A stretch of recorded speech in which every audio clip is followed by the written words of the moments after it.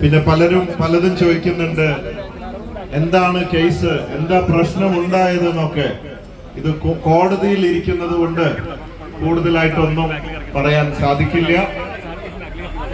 എന്റെ രാജ്യത്തെ നീതിന്യായ വ്യവസ്ഥയിൽ ഞാൻ വിശ്വസിക്കുന്നു, കോടതിയെ അങ്ങേയറ്റം ബഹുമാനിക്കുന്നു.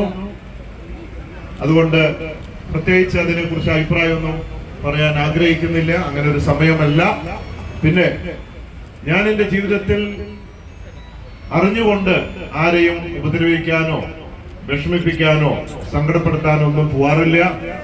നിങ്ങൾക്കറിയാം, പറ്റാവുന്ന സഹായമൊക്കെ പറ്റുന്ന സമയത്തൊക്കെ ചെയ്തിട്ടുണ്ട്. അതുകൊണ്ട് ആരോടും വൈരാഗ്യമോ ദേഷ്യമോ അങ്ങനെ ഒന്നുമില്ല. എന്റെ മുദ്രാവാക്യം conquer the world with love, സ്നേഹം കൊണ്ട് ലോകം കീഴടക്കുക എന്നതാണ്. ആ സന്ദേശമായിട്ടാണ് കുറെ വർഷങ്ങളായിട്ട് ഞാൻ ജീവിക്കുന്നത്.